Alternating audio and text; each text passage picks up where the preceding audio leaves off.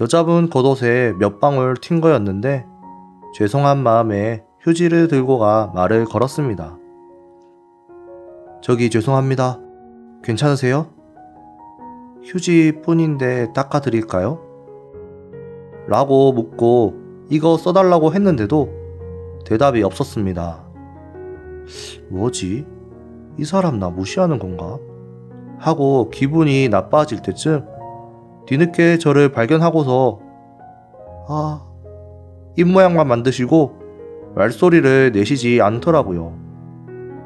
그때 말할 수 없으신 분인 걸 깨달았습니다. 보통이라면 그 시점에 대충 설명해드리고 휴지 드리면서 끝났을 것 같은데 그분 손에 닥터페퍼 음료수가 들려 있었습니다. 제가 던진 음료수도 닥터페퍼였거든요. 그분에게 아이패드로 닥터페퍼 음료수를 마시고 휴지통에 던졌는데 휴지통에 부딪히면서 겉옷에 몇 방울 튀었습니다. 죄송합니다. 저도 닥터페퍼를 즐겨 마시는데 좋아하시나봐요. 겉옷을 한번 훑으시고 괜찮다는 제스처와 함께 고개를 끄덕여 줬습니다. 저는 살면서 단 한 번도 헌팅 같은 거 해본 적 없고 다만 말을 못하는 사람은 어떤 걸까 하고 약간의 관심이 있었던 것 같습니다. 몸이 불편하신 분을 차별하거나 무시하거나 그런 마음이 있었던 건 아니고 그냥 순수하게 관심이었습니다. 그분도 저에게 폰에 글을 써서 말을 걸어줬습니다. 닥터페퍼 좋아하는 사람 처음 봤어요. 저도 처음 봤어요. 혹시 말을 못하시는 거죠? 실례가 안 된다면 얘기를 나눠도 괜찮을까요? 그분도 고개를 끄덕였습니다. 저희는 바로 앞에 있는 스타벅스로 가서 필담으로 대화를 나눴습니다. 한 30분 정도 필담으로 대화를 해본 소감은 솔직히 너무 별로였습니다. 하지만 그분은 즐거워하는 것 같아서 헤어지는 길에 연락처를 교환했습니다. 그날 밤에 먼저 카톡이 왔습니다. 오랜만에 친절한 분을 만났네요. 또래들과 이야기하는 것도 오랜만이라 즐거웠습니다. 계속 연락하고 지내시지 않을래요? 저는 너무 귀찮아서 하루가 지난 뒤에야 답장을 보냈습니다. 답장이 늦어서 미안해요. 솔직히 어떻게 해야 좋은지 모르겠어요. 저는 그렇게 친절한 사람이 아니거든요. 괜히 실례한 것 같은 기분이네요. 저는 올해 33살이고 그분은 30살에 마르시고 청순 스타일이셨습니다. 둘 다 닥터페퍼 음료수 매니아였고요. 그리고 일주일 정도 카톡을 주고받았습니다. 여자분이 적극적으로 해주셨어요. 일주일 지난 시점에 저에게 변화가 생겼습니다. 카톡 같은 거 귀찮아 하던 저였는데 글자로 대화하는 게 귀찮지 않았습니다. 카톡으로 주고받는 대화가 점점 익숙해져 갈 때 심경에 변화가 나타났습니다. 과감하게 저는 그녀를 식사에 초대했습니다. 좀 넓은 테이블에서 필담하면서 식사를 할 수 있는 곳을 찾으려고 했는데 필담은 어디서나 가능하다는 것을 깨닫고 둘 다 좋아하는 인도 음식을 먹으러 갔습니다. 거기서 식사를 하면서 생각한 것은 만나서까지 필담으로 대화해야 하는 건 역시나 나한테 무리구나 하는 생각이 들더라고요. 서로 얘기하면서 밥 먹는 거랑 필담하면서 밥 먹는 건 차이가 너무 많이 났습니다. 그런데 그런 말을 할 수는 없잖아요. 그래서 그 자리에서는 참고 헤어졌습니다. 돌아오는 길에 이제 연락하는 것을 그만둘까 생각하고 있었습니다. 닥터페퍼 음료수를 좋아하는 청순한 여자를 만나는 건 행운이라는 생각도 있었지만 결국 귀찮음을 이길 수는 없었습니다. 서로 연락하지 말자고 카톡을 보내야 하나 하고 이틀을 생각하고 있었는데 그동안에도 그녀에게서 카톡은 계속 왔습니다. 답장 없는데 무슨 일 있는 거예요?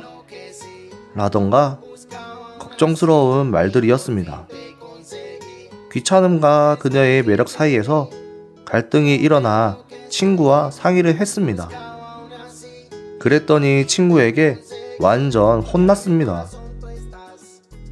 진지한 만남을 생각하는 거면 평범한 사람들과의 만남을 생각하라는 거였습니다. 친구에게 혼이 났지만 그래도 결심이 서지 않아 연락하지 말자는 말도 하지 못한 채 2주가 지나 버렸습니다. 2주가 지나 어느 날 제 마음을 뭉클하게 하는 카톡이 왔습니다. 그녀가 주말에 영화를 보러 가자고 했습니다. 귀가 안 들리는데 영화 보면 돈 아까울 텐데 하면서 거절도 못하고 같이 영화관에 갔습니다. 팝콘도 먹고 싶기도 했고 가끔 곁눈질로 절 살피는 그녀가 대단해 보였습니다. 그리고 영화를 보고 나서 카페에서 커피를 마시다가 말을 들었습니다. 귀가 안 들려도 영화는 재밌어요. 제가 귀가 안 들리니 재미없어 할 거라고 생각했죠? 콘서트장도 갈 수 있어요. 음악 같은 거 느낄 수 있는 건 정말 기분 좋아요. 뭔가 그런 말을 할 수 있다는 게 정말 대단하다고 생각했습니다. 만약 제가 귀가 안 들린다면 저는 절대 그렇게 말하지 못했을 겁니다. 그 후 필담 귀찮죠? 라는 말을 들어서 솔직히 귀찮다고 대답했습니다. 그녀는 당연하죠. 저도 귀찮아요. 라고 글을 썼습니다. 그래서 좀 마음이 가벼워졌습니다. 익숙하지 않아서 솔직히 귀찮기도 했지만 그래도 알게 된 것도 뭔가 인연이고 해서 친구로 지내도 될까? 라고 물어봤습니다. 결국 미묘한 관계가 된 거죠. 그리고 이틀 후에 제 여동생에게 수화 좀 가르쳐 달라고 했습니다. 여동생은 저처럼 귀찮음이 심한 아이였는데 고등학교에서 클럽 활동 중 수화 배우는 게 편하다고 수화를 배우고 있었습니다.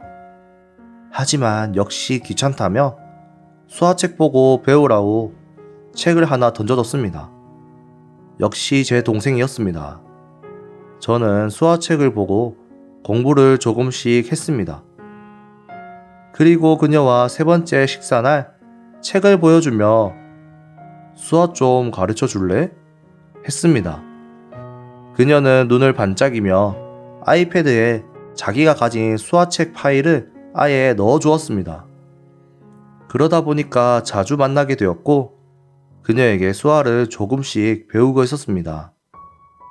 배운 걸 바로 써볼 수 있다는 게 즐거워서 귀차니즘도 이기고 있었습니다. 약 한 달 동안 거의 매일 일 끝나고 그녀와 만났고 필담이 조금씩 줄어들 무렵 그녀에게 고백을 했습니다. 물론 수화로 했습니다. 하지만 결과는 안 됐습니다.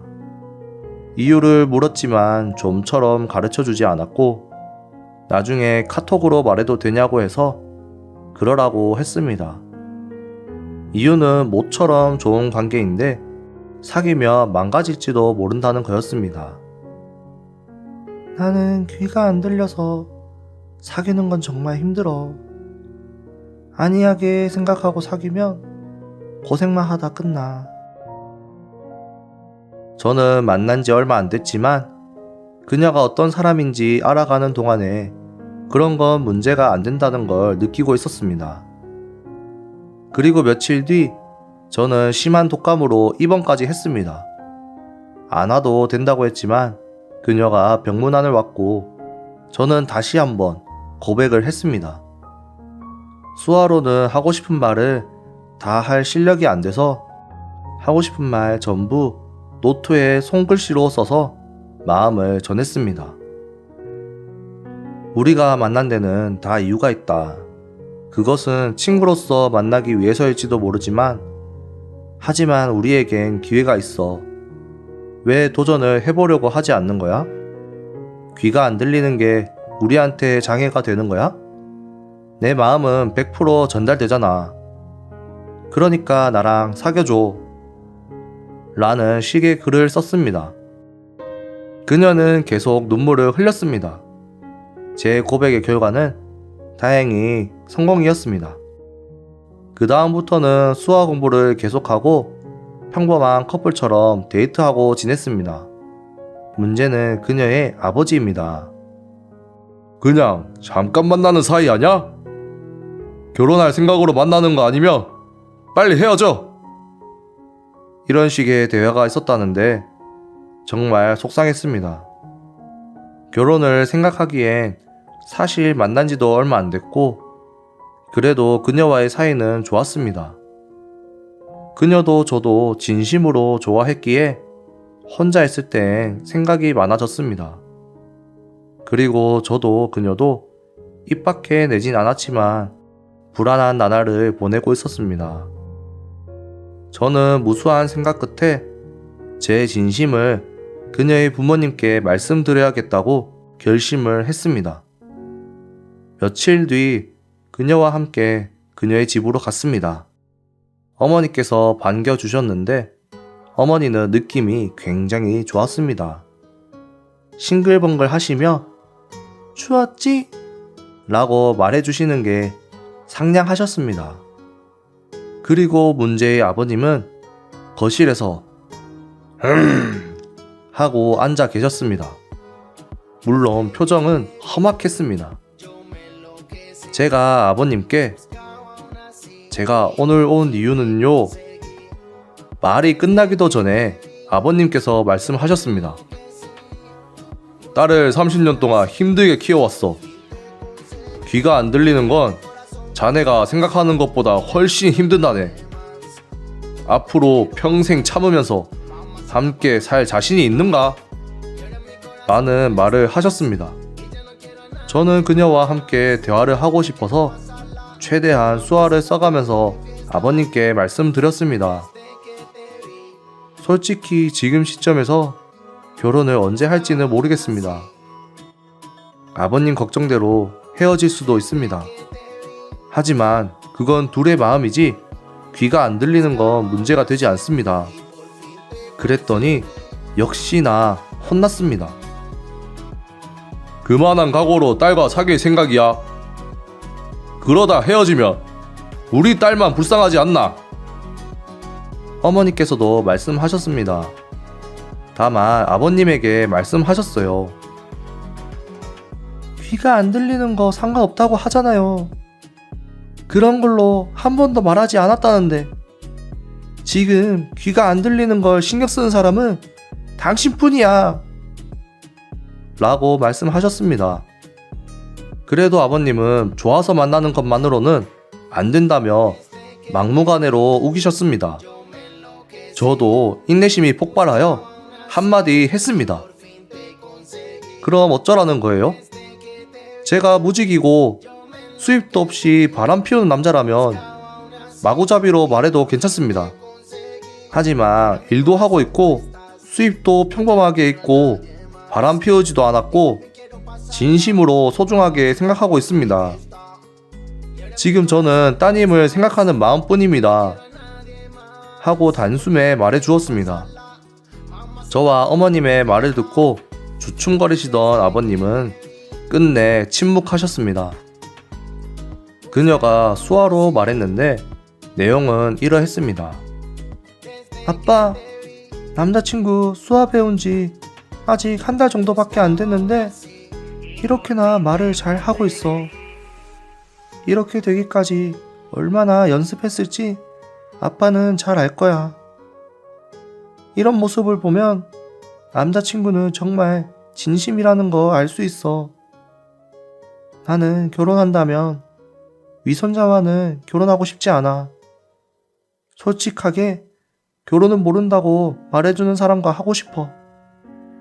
말하는 내용도 기뻤지만 그것보다 훈련을 해도 발음이 좋지 않기에 소리내어 말하는 걸 콤플렉스처럼 느끼는데 소리를 내면서 흐느끼며 아버지에게 말하는 모습을 보였습니다. 아버님은 딸이 목소리 내는 걸 정말 오랜만에 들었다며 지금까지 저를 시험해 보는 의미도 있기에 강하게 말한 부분도 있다며 정말로 힘들 텐데 후회 안 하겠나? 라는 질문을 마지막으로 하셨습니다. 저는 남자답게 말씀드렸습니다. 그건 모르겠습니다. 그래도 진심으로 행복하게 해주겠다는 생각만은 정말 확실합니다. 처음으로 아버님께서 고개를 숙이시며 우리 딸 잘 부탁하네 라고 하셨습니다. 그리고 같이 밥 먹고 여러 가지 질문 공격을 받았지만 나름 답변을 잘 해드린 것 같았습니다. 그리고 돌아오는 길에 여자친구가 배웅해줬는데 처음으로 소리내어 사랑해요 라고 말해주었습니다. 발음은 안 좋아도 저는 확실히 들었습니다. 저는 참지 못하고 그녀를 왈칵 안아주었는데 집에서 어머니가 보고 있으셨나 보더라고요. 어머머머머머 이런 소리가 멀리서 들렸습니다. 그녀와 의사소통만큼은 문제없도록 하고 약속대로 행복하게 해주려고 합니다.